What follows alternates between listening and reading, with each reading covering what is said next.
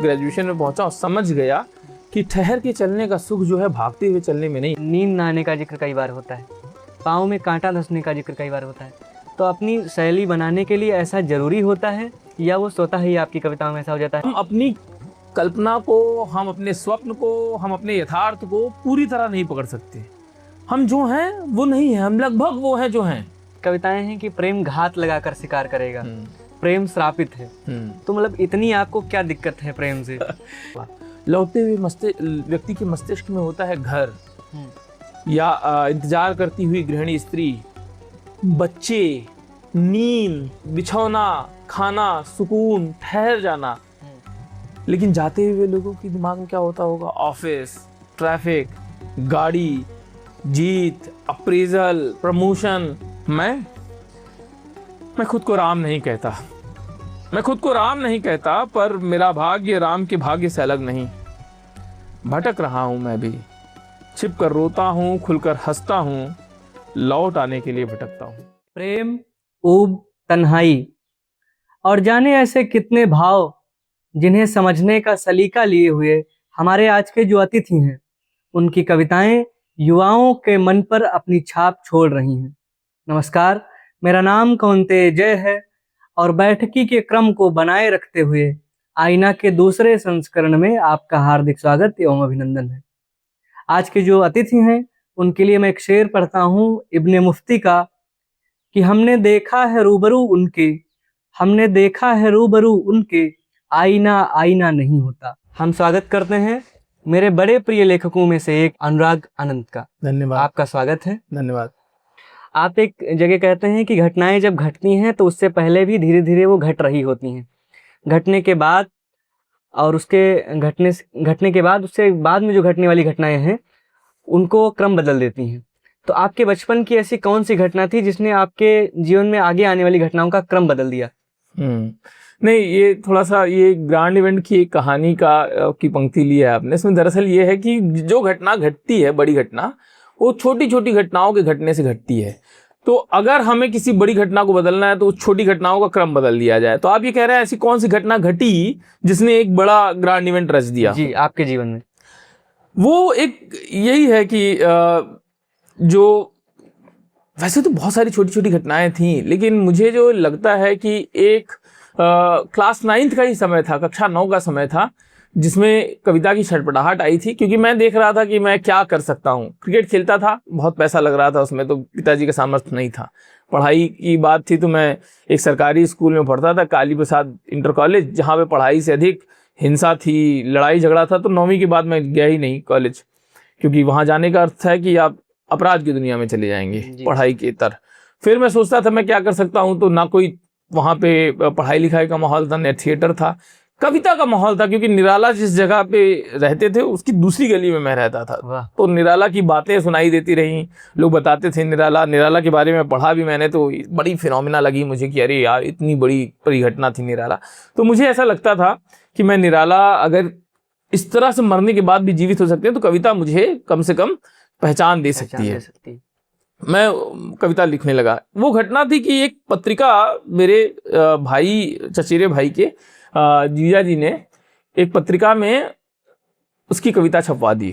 तो सारे लोगों ने, चूंकि हमारे पिताजी इंजीनियर थे बिजली विभाग में, तो उनका रसूख भी था, पैसे वैसे भी थे उन लोग के पास, पढ़ाई वढ़ाई भी अच्छी जगह से कर रहे थे वो लोग। तो काफ़ी लोग अप्रिशिएट करने आने लगे कि यार ये बहुत आगे जाएगा, ये पत्रिका में निकली है, बड़ी बात लगने लगी वो। मुझे लगा मैं भी अखबार में लिखूंगा और कविता पढ़ूंगा। तो कक्षा 9 में मैंने अपनी कविता सुनाने की कोशिश की लोगों की, मैंने लिखी है, जा कर के मंच पे पढ़ना चाहा। वहाँ पे एक निराला का कवि सम्मेलन होता था, बड़ा कवि सम्मेलन, वहाँ पढ़ना चाहा, नहीं पढ़ी गई, नहीं पढ़ने दिया गया। तो वो घटना मैं कहता हूँ कि एक ग्रैंड इवेंट थी, एक ऐसी घटना थी जिसने कहा कि मुझे कविता ही लिखूंगा मैं, कविता या साहित्य में ही कुछ काम बन सकता है मेरा। अच्छा, जब हम लिखते हैं भैया, तो छोटे शहरों में और इवन बड़े शहरों में भी जो साहित्यिक संस्थाएं हैं या जो साहित्यिक लोग हैं, उसमें एक ग्रुपिंग वाला सिस्टम है, लॉबिंग वाला सिस्टम है। उसको कैसे झेला, या उससे जुड़ा कोई संस्मरण याद आ रहा हो कि ऐसा हो गया था एक बार, मतलब इलाहाबाद में कैसे झेला, फिर उसके बाद जब अभी आप हैं तो अभी कैसे उसको झेलते हैं? ये है कि जो मेरा अनुभव रहा, वैसे जब मैं ग्रेजुएशन में पहुंचा तो साहित्य की 3-4 संस्थाएं वहां पे सक्रिय थी इलाहाबाद में। उसमें कुमार भैया थे, कुमार विजय, विश्वविद्यालय से पास आउट कर गए थे, एक्टिविस्ट भी थे और थिएटर काम कर रहे थे, कविताओं पे अच्छा काम था उनका, कविता नाटिका करते थे वो जी। और मुक्तिबोध पे काम उनका बहुत अच्छा था। खुद भी उन्होंने अच्छी कविताएं लिखी थी, उस पर नाटक हुए थे। दूसरा संगठन था समानांतर, और बहुत सारे संगठन थे, बैक स्टेज था, थर्ड बेल था, बहुत सारे संगठन और भी थे। तो ग्रुपिज्म था, लेकिन मुझे सौभाग्य से बहुत अच्छा गुरु मिला। अब वही घटना बताता हूँ कि मैं जब वहाँ पहुँचा तो देखा कि यार बहुत सारे लोग क्रिएटिव हैं। मैंने अपनी क्रिएटिविटी को असर्ट करना चाहा। मैं रचनात्मकता को पकड़ के कविता सुनाना, और कविता मतलब कुछ भी जोड़ देना जी, राई रोड़ा जोड़ दिया वो कविता हो गई, कुछ भी राइम क्रिएट कर दिया कविता हो गई। जो कविता का पहला सानिध्य या कह सकते हैं कि पहला स्पर्श वहीं मिला। वो कुमार भैया ने बताया कि कविता कैसे हो सकती है, कविता क्या है। और जो ग्रुपिज्म की बात थी, अगर विचार के आधार पर ग्रुपिज्म है, मतलब विचार के आधार पर अलग अलग संस्थाएं काम कर रही हैं, तब सही है। लेकिन व्यक्तिगत आधार पर किसी व्यक्ति की खेमेबाजी में अगर ऐसा हो रहा है तो गलत है। दिल्ली में तो इसका बहुत खराब असर है, और मैं तो यहाँ पे किसी व्यक्ति के साथ या किसी संस्था के साथ नहीं जुड़ा। इसीलिए तो दिल्ली का कोई संस्मरण याद हो या दिल्ली ऐसा कुछ झेलना पड़ा हो? नहीं, मैं झेलूंगा तब जब खेलूंगा। जब खेल नहीं रहा हूँ तो झेलूंगा क्यों? तो उस खेल से ही बाहर हूँ मैं। और दूसरी चीज, मैं दिल्ली आया तो कमाने के लिए आया। मैं माइग्रेट किया, पढ़ाई के लिए नहीं किया था, तो यहाँ पे तो नौकरी पेशा होकर आया। बहुत सारे ऐसे लेखक हैं या कवि हैं जो अच्छा लिखते हैं, और उनके साथ कमाने और ये जो पेशे वाली बात आपने की, तो वो चीज़ आ जाती है कभी ना कभी। तो ऐसी एक तो ये त्रासदी ये हुई। दूसरी त्रासदी ये है लेखक के जीवन में कि कई बार ऐसा होता है कि बहुत दिन तक कुछ नहीं लिखा जाता है। तो आपके साथ जब ऐसा कुछ होता है तो आप उससे कैसे निपटते हैं? मैं सीधी सी बात जानता हूँ कि अगर कॉमर्शियल लेखन है तो उसमें मैंडेट्स आएंगे कि भाई हमें ये चाहिए, स्पेसिफिकेशन आ जाएगा ना कि भैया हमारा गला छोटा कर देना है, गला बड़ा कर देना है, पैंट मोहरी बड़ी कर देनी है, चौड़ी कर देनी है, वो आपको बता देगा। तो आपको खांचा मिल गया, शब्द भर देंगे, वो बन जाता है। कॉमर्शियल लेखन ऐसे हो जाता है। आप करेंगे, कोई करेगा, कॉमर्शियल लेखन हो जाएगा। उसमें कोई लहर आ जाती है तो बड़ी क्रिएटिव हो जाता है। अदरवाइज फिर आप 5000 गाना लिख देते हो, 2, 4, 10 गाना हाथ में लगता है, या फिर एड्स लिखते चले जाते हो, सीरियस लिखते चले जाते हो, और साहित्यिक तौर पर आपके पास कुछ नहीं रहता जी। लेकिन साहित्य अलग है। साहित्य का अर्थ यह है कि आपके मर्म में कोई बात ऐसी आए, कुछ ऐसा टोबा टेक सिंह लिख दिया मंटो ने, उतरता ही नहीं दिमाग से, निर्मला का चरित्र उतरता ही नहीं दिमाग से, तो वैसा कब आएगा? मेरा जो अपना मानना है कि साहित्य दरअसल व्यक्ति नहीं, परिस्थिति रचती है। मैं ऐसे भी परिस्थिति में रहा हूं जब रात में 10-10 कविताएं उतर रही हैं, और फिर ऐसे भी रहा हूं कि 2-2, 3-3 महीने, अभी जब मैं दिल्ली आ गया हूं पिछले 2-3 सालों से, मैंने कोई ढंग का काम नहीं लिखा। प्रेमचंद जी कहते हैं, निर्मला की बात आपने की, प्रेमचंद जी कहते हैं कि मैं एक मजदूर हूँ, जिस दिन कुछ ना लिखूं उस दिन मुझे खाने का अधिकार नहीं। तो ऐसा आपके साथ ऐसा नहीं होता? ऐसा नहीं है। मैं मानता हूँ कि प्रेमचंद हैं, वो उस स्थिति को साल चुके हैं, मैं इसको नहीं साल। आपने कभी सोचा कि मैं ऐसे कॉमर्शियल लेखन की ओर जाऊंगा, या जा रहे हैं? अभी तो कॉमर्शियल लेखन के तौर पे मैं नहीं गया हूँ, लेकिन मैं ये मानता हूँ कि आप लिखेंगे तो लोग पैसे कमाएंगे। प्रकाशक लेखक से पैसे कमाता है, प्रकाशक चूंकि पैसे का ध्येय बनाता है इसलिए पैसे मिलते हैं। लेखक के पास अभी पैसे का वो गणित समझ नहीं आ रहा है, तो इसलिए नहीं मिल रहा है। इसी दृष्टि से एक सवाल मतलब यहाँ जोड़ देता हूँ मैं, जो संस्थानिक प्रकाशक हैं उनको आप मतलब कैसे देखते हैं, क्या नजर? पारदर्शिता नहीं है, एकदम पारदर्शिता नहीं है। जिस दिन पारदर्शिता आएगी उस दिन लेखक की स्थिति भी बेहतर हो जाए। मैं मानने के लिए ही नहीं तैयार हूं कोई ढंग का अगर हिंदी का लेखक है वो बिक नहीं रहा है, ये सब झूठ की बात है। 1000 कॉपी भी बिकती है उसकी, तो उसके पास पैसा आना चाहिए। लेकिन मैं अपने बड़े लेखकों से सुना हूं कि 25-25 साल हो जा रहा है, 1.5 लाख रुपए उनकी रॉयल्टी हो रही है। बड़ा नाम है। अभी विनोद कुमार शुक्ल का उदाहरण है, साहित्य अकादमी जिस किताब से मिला था वो बिकी ही नहीं, क्या उसको पैसा ही नहीं मिला। लेकिन जब आप पब्लिकेशन क्या करता है, आपसे ले लिया, छाप दिया, आपको जितना लोग जानते हैं, इसका जितना नेटवर्क है उतना कर रहा है, बिक रहा है, लेकिन आपने मेहनत नहीं कर रहा है, वो कोई इनपुट नहीं है। उससे पूछेंगे 20 तरीके की ऐसी कॉस्ट गिना देगा जो आप जानते हैं एग्जिस्ट ही नहीं करती है जी। और ऐसी स्थिति है कि पारदर्शिता का ये मामला है कि उसको आपको बताते हुए जो भी बता देगा कि इतनी कॉफी बिकी, आपको मानना पड़ेगा। और उसमें और आप अगर कभी चाहें कि मुझे सभी प्रकाशक जो है उनसे कहें कि आप मेरे साथ न्याय नहीं कर रहे हैं, मुझे मेरी किताब बंद करानी, मैं इसको ले रहा हूँ, तो वो कहेंगे स्टॉक में इतनी किताब पड़ी है, ये निकल जाएगी तब खरीदिएगा। अब स्टॉक में कितनी किताब पड़ी है पता ही नहीं चला था मुझे। अब आप कह देंगे 5,000 पड़ी है, 2,000 छपवा लेंगे, फिर मैं बंधुआ मजदूर हूँ। पारदर्शिता बहुत। आपने एक बात और कही कि जो साहित्य है, जो गहरा साहित्य है, अब अभी कॉमर्शियल लेखन ज़्यादा हो रहा है, रील्स का, शॉर्ट का ज़माना है, तो उसमें जो कॉमर्शियल लेखन है वो ज़्यादा बढ़ रहा है। तो ऐसी स्थिति में जो डिजिटल दुनिया है उसमें आप गहरे साहित्य को और जो लंबी कहानी है, रील्स तो 1 मिनट में अपनी बात कह के निकल जाते हैं, हर 5-6 सेकंड में हमारा एल्गोरिदम चेंज हो रहा है। तो जो गहरा साहित्य है या जो लंबी कहानियाँ हैं, तो डिजिटल दुनिया में उनका अस्तित्व कहाँ देखते हैं आप अभी? देखिए, कॉमर्शियल नहीं, पॉपुलर लेखन कहिए। दूसरी चीज, मैं इसको इस तरह से नहीं देखता हूं कि रास्ता बंद करने वाली या फिर कोई एंटागनिस्टिक फोर्स है, प्रतिद्वंदी ताकत नहीं देखता हूं। मैंने लंबी कहानियां लिखी, उसमें से कुछ वाक्य निकल करके रील पे आते हैं जी। पोस्टर पे आते हैं। वो रील और पोस्टर दरअसल वो वैसे ही साइन बोर्ड्स हैं जैसे किताब सड़कों में लगे रहते हैं कि फला इमारत फला तरफ है, तो एक तीर का निशान रहता है, जिनको जाना होता है, जो ढूंढ रहे होते हैं, वो उस निशान देख के चले जाते हैं। तो ये उसी तरीके की पुल या निशान की तस्दीक है, समझें, कि जो अच्छे लेखन की तरफ लेके जाएगी। अभी जंजीज के पास मैंने देखा दीवार में खिड़की रहती है कि प्रतियां, दिल्ली में मेट्रो पे पढ़ते हुए देखा लोगों को। तो कैसे संभव हुआ? क्यों? क्योंकि किसी ने किसी को रेफरेंस किया, किसी ने पढ़ा, उसके पास इस रील को, इस मीडियम को बरतने की शक्ति, ताकत थी, उसने इस मीडियम को बरता। और एक अभी तो ट्रेंड का मामला है, एक ट्रेंड चला, दीवार में खिड़की रहती है, हर तीसरी रील, साहित्यिक रील में विनोद कुमार शुक्ल का जिक्र आने लगा, और परिणाम देखिए। जब आप जेंजिस की बात कर रहे हैं तो लगभग हर 10 साल में एक युग परिवर्तन जैसी घटना हो रही है कि हर 10 साल में जनरेशन बदल गई पूरी। तो ऐसे में जो कविता का शिल्प है उस पर भी वो प्रभाव निश्चित रूप से देखने को मिलेगा। और ये चैलेंज मैं अपने लिए भी मानता हूँ कि मैं पकड़ नहीं पा रहा हूँ, या कोई भी इतनी जल्दी नहीं पकड़ पाएगा समय को। इतनी तेज से समय बदल रहा है, लेखक पकड़ने की कोशिश करता है, सुपरफिशियल हो जा रहा है। इसलिए जो आप देखिए नए समय का लेखन हो रहा है, जो जिसमें इस दुनिया को, व्हाट्सएप की डायनेमिक्स को, प्रेम को, उसकी ईर्ष्या को, उसकी प्रतिद्वंदिता को सब पकड़ने की कोशिश कर रहे हैं, बड़ा सतही हो जा रहा है जी। तो ये चैलेंज है कि इस समय को पकड़ना अपने आप में बड़ा उलझा हुआ काम है। तो ऐसा कोई पाठक आपको मिला, मतलब जो जिसने इस चीज पे आपके ऑब्जेक्शन किया हो या प्रश्न उठाया हो इस चीज पे कि आपकी पुरानी कविता तो ये ऐसी थी और अभी इसमें शिल्प ऐसा इतना बदलाव दिखा?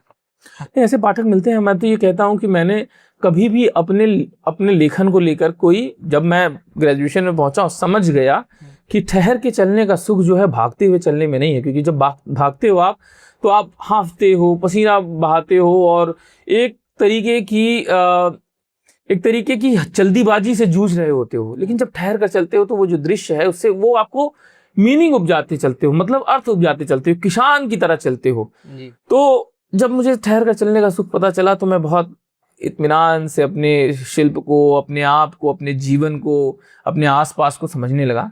और जब समझने लगा तो बहुत अर्थों में दुनिया खुलने लगी। और उसमें मैंने अपने लिए कोई अतिरिक्त प्रयास नहीं किया कि मैं कोई अपने लिए, इंस्टाग्राम में बहुत बाद में आया, कोई एक चैनल बनाऊं, कोई इस तरीके का, हाँ, ये कुछ ऐसा नहीं था। लेकिन अपने आप स्वतः फेसबुक पे डाल देता था, और इस हैशटैग वगैरह भी नहीं लगाता था। लोगों तक पहुंची, और दिल्ली विश्वविद्यालय में हो, जेएनयू में हो, इलाहाबाद विश्वविद्यालय में हो, विश्वविद्यालयों को लड़कियों की बात कर रहा हूँ, उन तक पहुंची कविताएं, उन्होंने इंस्टाग्राम रील पे चलाई, और आज पहुंची है, लोगों तक पहुंच रही है। जब हम आपकी कविताएं देखते हैं तो उसमें नींद न आने का जिक्र कई बार होता है, पाँव में कांटा धंसने का जिक्र कई बार होता है। तो अपनी शैली बनाने के लिए ऐसा जरूरी होता है, या वो स्वतः ही आपकी कविताओं में ऐसा हो जाता है कि नींद पे बहुत सारी बात हो गई, कांटा धंसने की बात हो गई? नहीं, स्वतः ही होता है। कोई अपने कविता में किसी एक शब्द विशेष की आवृत्ति को बढ़ाता हो, उसकी बात नहीं कह रहा हूँ। लेकिन मेरे साथ अलग हुआ। मैं नींद से जूझता था, और नींद मेरे लिए वैसा था कि जैसे राहत का मिल जाना। अच्छा। नींद वो दरवाजे का खुल जाना है जिसमें से उलझनों से, परेशानियों से जूझते हुए इंसान को थोड़ी सी राहत मिल जाए। लेकिन वो अगर दरवाजा बंद कर लिया जाए तो कैसा दृश्य बनेगा कि कोई आदमी भागना चाहता है और एकमात्र दरवाजा है नींद। वो बंद कर दिया गया है। तो उस छटपटाहट की जो तो अभिव्यंजना है, उस छटपटाहट की जो आवाज़ है वो कविताओं में रह रह कर गूंजती है। जैसे किसी आवाज़ के रास्ते में कोई बड़ा सा पहाड़ खड़ा हो तो वो आवाज़ टकरा कर 3-4 बार आप तक पहुंचती है। तो वो नींद भी वैसे ही है। ठीक वैसे ही पाँव में कांटे का धंसना या पाँव में तीर का धंस जाना, पाँव की एड़ी में आप चले जा रहे हैं किसी रास्ते पे, अचानक कोई कंकड़ आता है और आपको अनजाने में ही, जैसे चल रहे थे वैसे ही पैर रखते हो, बस कंकड़ अपना काम कर देता है, कांटा अपना काम कर देता है, फिर उसके बाद आपकी चाल बदल जाती है। और वो जो रूपक है मुझे लगता है जीवन का रूपक है। ऐसे ही एक दर्शक ने ये भी पूछा कि अनुराग भैया की कविताओं में इतना लगभग क्यों है, जबकि वो कई बार सच होता है, तो वो इतना लगभग लगा के क्यों लिखते हैं? क्योंकि मुझे लगता है कोई कितना भी सच हो जाए हमेशा लगभग रहेगा।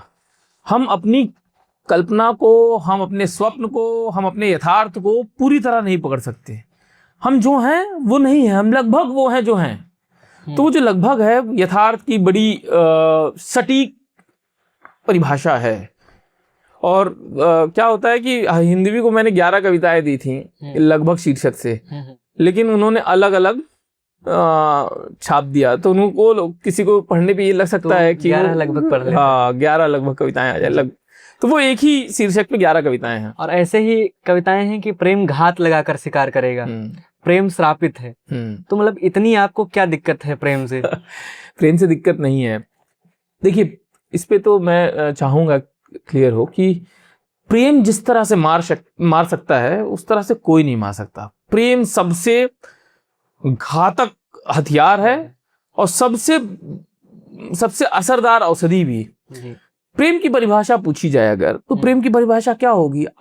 मैं कक्षाओं में कई बार पूछता हूं कि प्रेम की परिभाषा क्या होगी, तो मुझे लगता है कि प्रेम की परिभाषा बताते वक्त छात्र और छात्राएं ये कहते हैं प्रेम समर्पण है, प्रेम किसी व्यक्ति के लिए निस्वार्थ प्रेम है, इस तरीके के एब्स्ट्रैक्शन है जी। फिर मैं देखता हूं कि ये परिभाषाएं बच्चों से पूछता हूं कैसे मिली तुम्हें, तो पता चलता है ऐसे ऐसे। तो हम कहीं से सीख रहे होते हैं, समझ रहे होते हैं प्रेम की परिभाषा। दरअसल प्रेम हमें सहज रहना, स्वतंत्र रहने की एक अभिलाषा है। हम खास हैं इसकी अभिलाषा है, लेकिन हम उसको अलग अलग नामों से जान रहे होते हैं। तो अगर मैं आपसे कहूं कि प्रेम एक किस्म का अमूर्त है जो दूसरे किस्म के अमूर्त से परिभाषित होता है।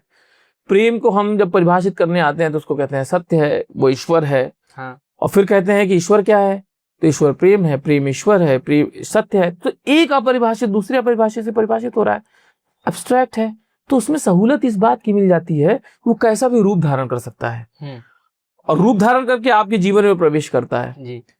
रूप बदल कर, नकाब लगा करके खूब सारे सपनों के साथ आता है, विश्वास को अर्जित करके आता है, सांप की तरह, भालू की तरह, कभी हिरण की तरह, कभी तितली की तरह आपके जीवन प्रवेश करता है। और फिर जब उसके बाद प्रकट होता है अपने रूप में, तब फिर बहुत सारी कहानियां आती हैं, आपका शिकार कर लेता है। हाँ, फिर वो श्रापित हो जाता है और वो फिर वो बहुत बड़ी त्रासदी को जन्म देता है। आपने ईश्वर का जिक्र किया, आपकी कविताओं में शिव हैं, राम हैं, बुद्ध हैं, ये सब लौटते हुए दिखते हैं। और फिर एक कविता आती है कि ईश्वर मर गया। तो ईश्वर क्या है अनुराग अनंत के लिए? अच्छा सोचिए जरा, राम नायक हैं, शिव नायक है, हमारे लिए नायक है। और डीपी में भी मुझे महादेव ऐसे दिखते हैं, व्हाट्सएप डीपी में। हाँ, अर्धनारीश्वर है। तो जब लौटने का शिल्प कितना अच्छा है। जब आप जा रहे होते हैं ना, तो विजय का एक भावना होती है, दुनिया जीत लेने की आकांक्षा होती है, यश प्राप्ति की एक यात्रा होती है। लेकिन लौटते हुए व्यक्ति की मस्तिष्क में क्या होता होगा? लौटते हुए व्यक्ति के मस्तिष्क में होता है घर, या इंतजार करती हुई गृहिणी स्त्री, बच्चे, नींद, बिछौना, खाना, सुकून, ठहर जाना। लेकिन जाते हुए लोगों के दिमाग में क्या होता होगा? ऑफिस, ट्रैफिक, गाड़ी, जीत, अप्रेजल, प्रमोशन। तो मुझे लगता है कि लौटना एक बहुत प्यारा हमेशा मेरे लिए दृश्य रहा है। और जब हमारा नायक लौट रहा होगा तो कितना प्यारा दृश्य है। चाहे जब राम जा रहे होते हैं, तपस्वी राम नहीं होते, राजा राम होते हैं, और जब लौट रहे होते हैं तो ईश्वर हो जाते हैं। तो ईश्वर का भी परिभाषा ये है मेरे लिए, जो जैसे आपने पूछा कि मैं इस तरीके की बात पे विश्वास नहीं रखता हूँ कि धर्म और मैं खाचेबंदी पे विश्वास नहीं। मेरे लिए ईश्वर अपने आप में वो कॉन्सेप्ट है, वो पूरी संकल्पना है जो विस्तृत हो। अगर आप शिव को पूज रहे हैं, आपको विरोधाभास नहीं साधना आ रहा है, आपके भीतर द्वेष है, आपके भीतर ईर्ष्या है, आपको ऐसा लग रहा है कि ये छोटा है, ये बड़ा है, ये इससे क्या मैं बात करूं, परित्यक्त है, ये इसका कोई स्टैंडर्ड नहीं है, तो आप शिव को पूजने लायक नहीं है। अगर जिसको सबने नकार दिया, जिसके खेमे में खड़े होने को सबने मना कर दिया, जिसके लिए सबने ये कहा कि ये तो किसी काबिल नहीं है, वो आपके पास आकर अर्थ पा जाए, तब तो आप शिव की पुजारी है, तब शिव को मानते हैं आप। उसी में ऐसी भी घटनाएं आती हैं कि किसी ने शिव की पूजा की और फिर उसकी हत्या कर दी, तो उसको भी आप इस बात से जोड़ते हुए क्या कहना चाहेंगे? कहाँ शिव की पूजा की? शिव की पूजा की, बाद में पता चला ये किसी अन्य धर्म का व्यक्ति है, हाँ, और फिर उसकी हत्या कर दी। यही तो खराबी है धर्म के नाम पर। जब इस तरह से आप सोचेंगे तो क्या होगा? अब मैं कहता माइथोलॉजी, मैं देखता हूँ बहुत सारे लोग लड़ते रहते हैं कि माइथोलॉजी तो इसी तरीके से सुपर मतलब ऐसा अतिशयोक्तिपूर्ण बयान है ना, तो अगर आपको अपनी माइथोलॉजी के अतिशयोक्तिपूर्ण बयान पे विश्वास है तो दूसरे की भी श्रद्धा रखिए, उस पर मत झगड़िए। दूसरी चीज क्या, कॉन्सेप्ट ना वो मान रहा है, इसे इटर्नल कॉन्सेप्ट जो है, लार्जर कॉन्सेप्ट जो है, ना वो मान रहा है, ना आप मान रहे हैं, ना कोई और मान रहा है। अगर सब मानने लगेंगे राम को पूजने वाले व्यक्ति के भीतर, राम को इतना अगर भारत देश में, हमारे प्यारे देश में भगवान राम को मानते हैं, तो फिर ये फप्तियां कसना, लड़कियां असुरक्षित होना, इस तरीके की घटनाएं होना क्यों हो रहा है? हम अगर सच में एक समाज के तौर पे, सामूहिक तौर पे, वास्तविक तौर पे अगर माता जी की पुजारी हैं, दुर्गा माता को पूजने वाला देश है, तो लड़कियों के साथ ऐसी असुरक्षा नहीं होनी चाहिए जी। तो ये मुझे लगता है कि डायकोटमी है, ये एक तरीके का ढकोसला है। अगर ये दूर हो जाएगा तो झगड़ा कम हो जाएगा और समाज भी बड़ा होगा। अभी आपकी एक किताब भी आई है, मुहावरों की मौत। मुहावरे की मौत में कुल 7 कहानियां हैं, उस पर भी थोड़ी सी बात करते हैं। लेकिन मुझे जो कहानियों में सबसे ज़्यादा प्रिय है, हिंदी में उसको पब्लिश किया था, एक कहानी द ग्रैंड इवेंट, उसके बारे में कुछ बताइए, क्योंकि उसको पढ़ने के बाद मैं स्तब्ध था बहुत समय तक कि वो मतलब क्या है वो, उसका अंत और वो क्या घटना है, उसके बारे में कुछ बताइए। ग्रैंड इवेंट के लिए, जैसे मेरा जो कथा का नायक है उदय प्रकाश, मैं तो उदय प्रकाश मेरे लिए कथा के उनका फोन भी आया आपको? तो उदय प्रकाश जी का फोन आया, और उदय प्रकाश जी का फोन ऐसे आया कि जैसे मैं, ऐसे तो साहित्यिक विश्वविद्यालयों की जर्नी मेरी बड़ी लंबी रही है। मैंने एमफिल की, पीएचडी की, मास्टर्स किया, तो विश्वविद्यालय में तो अतिथि रूप में कभी कभी दिखे भी उदय प्रकाश जी। हाँ, उदय प्रकाश जी दिखे, लेकिन मेरी कभी हिम्मत नहीं होती थी, साहित्य आज तक में भी कभी हिम्मत नहीं होती थी जाके सीधा मिलूं। मुझे लगता था कि मैं कुछ ऐसा अगर रच पाऊं तो कभी ये। उदय प्रकाश जी ने ऐसे ही ग्रैंड इवेंट पढ़ी और उसके बाद फोन लगाया, उन्होंने कहा कि मैंने एक कहानी पढ़ी और बहुत अच्छी लगी। मैंने कहा आप कौन बोल रहे हैं? तो उन्होंने कहा कि मैं उदय प्रकाश हूँ, और उनका बड़कपन देखिए, उन्होंने तारीफ की, अपनी तरफ से ही कहा कि अपना जितना लिखा है हमें भेजना, मैं पढ़ना चाहूंगा। मेरी 1 साल हिम्मत नहीं हुई कि उनको मैं अपनी रचनाएं भेजूं। फिर बाद में छपने का दौर आया तो फिर मैंने भेजा उन्हें, तो उन्होंने पढ़ा और उसके बाद उन्होंने भूमिका कितनी प्यारी लिखी। ग्रैंड इवेंट के साथ, ये ग्रैंड इवेंट मुझे रात में 9 बजे के आसपास एक बातचीत करता हूँ अपने दोस्त से, और पता चलता है कि ये पूरा जो नैरेटिव है, जब हम पूरी ये ब्लेम करते हैं, ये लड़ते हैं, झगड़ते हैं और सब एक दूसरे को कहते हैं, आखिरी में पता चलता है कि कुछ भी घटना यथार्थ के तौर पे थी नहीं। जिसको हम इतना बड़ा मान रहे थे वो था नहीं, रिस्पॉन्सिबल कोई और भी था।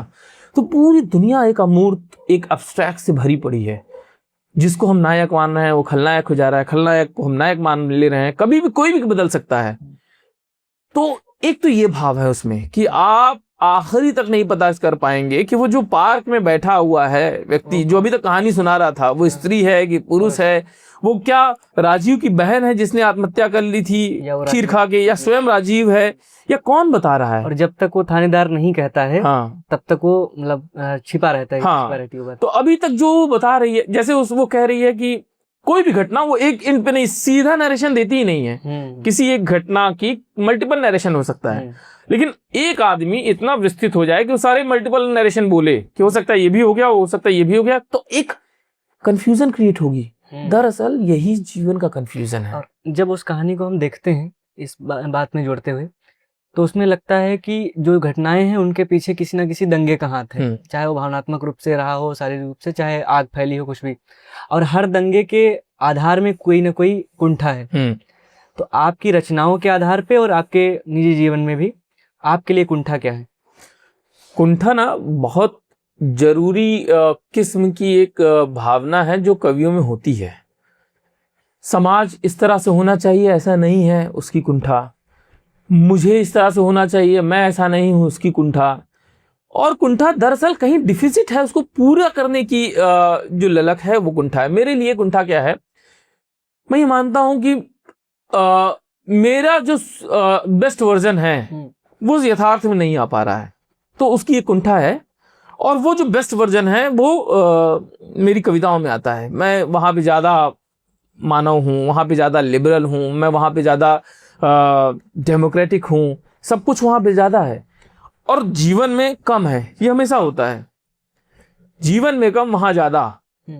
और वो कविता मुझको भी संबोधित कर रही होती है जी। मेरी कुंठा को भी एड्रेस कर रही होती है कि देखो ये ऐसा है, तुम एक संवाद पाठक के तौर पर मुझसे भी कर रही होती है। और यही जो द्वंद्व है, यही कुंठा को भी जन्माता है और यही कविता को भी जन्माता है कि यहाँ पर मैं फॉल कर गया यार, ये मेरे अंदर कमी है। अगर आप आइडेंटिफाई कर पा रहे हैं और ये कुंठा को रचनात्मक मोड़ दे पा रहे हैं, तब कोई रचना, कोई नाटक संभव हो सकता है, कोई कविता संभव हो सकती है, कोई पेंटिंग संभव हो सकती है जी। अब हम अपने अंत की ओर हैं, साक्षात्कार के अंत में हम ये जानना चाहते हैं कि अनुराग अनंत की जो कविता है, आप नई कविता लिखते हैं मूलतः, छंद में भी आपने रचनाएं की, लेकिन आपको आधार जो है वो नई कविता में ही प्राप्त हुआ। तो आपके लिए नई कविता का शिल्प क्या है? ये प्रश्न इसलिए भी है क्योंकि आजकल हम बहुत तरीकों की नई कविता पढ़ रहे हैं और जो हमारा एक समूह है जिसमें हम बैठ के कविताएं पढ़ते हैं, उस समूह में कहीं ना कहीं नई कविता के रूप में बहुत कम लेखक स्वीकृत हो रहे हैं इस समय, और उसमें आप स्वीकृत हैं। तो वो ये प्रश्न पूरे समूह की ओर से है कि अनुराग अनंत के लिए नई कविता का शिल्प क्या है?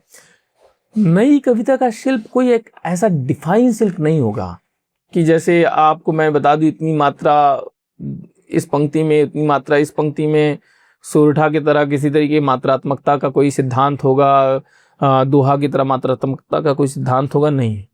दरअसल नई कविता की जरूरत किस लिए पड़ी? क्योंकि नई परिस्थितियों को चेस करने के लिए, नई परिस्थितियों को बताने के लिए, नए यथार्थ को पकड़ने के लिए नई कविता की जरूरत थी जी। तो मेरे लिए ये है कि कविता जो उलझा हुआ यथार्थ है, क्या उसको संबोधित कर पा रही है। फॉर एग्जाम्पल, उदाहरण के तौर पे, कोई आदमी किसी एक परिस्थिति में फंसा है, उस परिस्थिति ने उसको किसी एक खास तरीके की अनुभूति महसूस कराई है, तो वो जो खास तरीके की अनुभूति है वो अगर आप पकड़ पा रहे हैं, उसमें रूपक कितने गहरे हैं, उसमें एक बात कहने का तरीका कैसा है, वो सब। नई कविता का अर्थ ये नहीं होगा कि आपने किसी घटना को डिस्क्राइब करना शुरू कर दिया।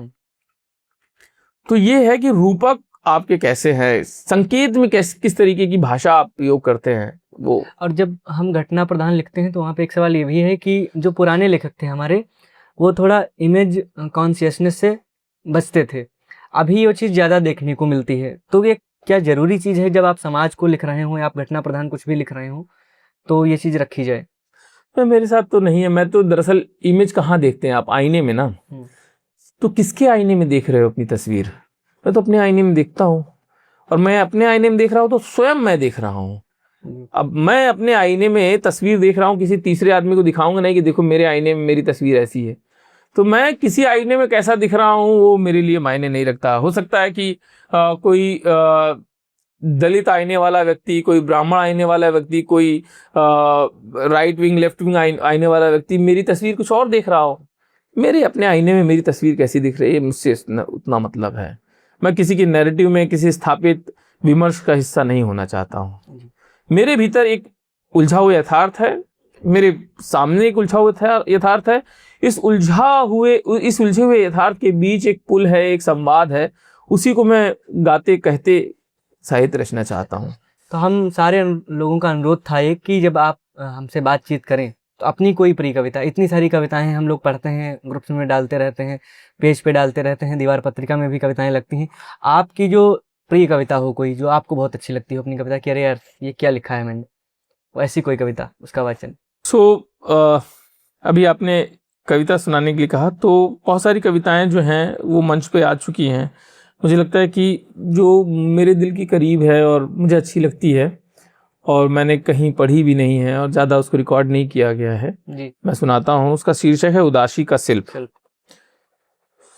कविता ये है कि उदासी के शिल्प में ढल रही थी माटी, उदासी के शिल्प में ढल रही थी माटी, मन की देह पर पड़े थे नील के निशान, नींद में जागती थी एक बेचैनी, और सुकून इतना भोला था कि अकेले घर नहीं लौट सकता था। सुकून इतना भोला था कि अकेले घर नहीं लौट सकता था। भीड़ में खो जाते थे स्वप्न और एकांत में घेर लेते थे अनाम दुख। क्या बात है। बेचेहरा परेशानियों का वो शहर जहां बीत रहे थे लंगड़े दिन और अंधी रातें। उस शहर में सड़क पर सोते थे स्मृति के बच्चे, नालियों में बहती थी भविष्य की योजनाएं। उम्र जब तैयार हो रही थी घर से बाहर निकलने को, तब इस शहर की घड़ी में बजे थे दोपहर के 12। सिर पर था सूरज और परछाई अपने सबसे छोटे रूप में पैरों में लिपटी थी। गुफा में किसी गंभीर संगीत की तरह बजते रहते थे वे दिन, और उसे सुनते हुए ढलती रहती थी माटी उदासी के शिल्प में।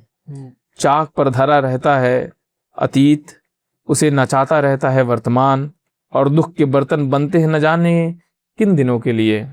क्या बात। दुख का निर्माण अपराध है और उदासी के शिल्प में ढल जाना त्रासदी। निकलने के लिए तड़पना कला है और वहीं बसे रहना गंगा की धार में दीपक प्रवाहित कर देने जैसा खूबसूरत। महकने के लिए सुलगना जरूरी है। क्या बात है। यह एक पंक्ति की कविता है। महकने के लिए सुलगना जरूरी है, यह एक पंक्ति की कविता है जो हमेशा कविता से बाहर ही रहना चाहेगी। क्या बात है। एक कविता है जिसका शीर्षक है लौटेंगे राम। इतनी दूर थी नींद कि सूर्य की तरह अप्राप्य थी, इतने पास थे स्वप्न कि उनसे अलग होना संभव नहीं था। एक बेहोशी थी जिसमें खोया रहा बदस्तूर, इस तरह खोया रहा कि घर से बाहर निकलते हुए बार बार तलाशना होता था खुद को। मुझसे मिलने वाले मुझे इस तरह ढूंढते थे कि अमावस के आसमान में चांद ढूंढ रहे हों। मेरी प्रतीक्षा में इस तरह पत्थर हुई तुम कि भगवान भी संकट में याद करता था तुम्हें। मेरी प्रतीक्षा में इस तरह पत्थर हुई तुम कि भगवान भी संकट में याद करता था तुम्हें। और संकट था कि कोई राह थी जिसमें इतने चौराहे थे कि राम कभी नहीं लौटे अयोध्या, कि राम कभी नहीं लौटे अयोध्या।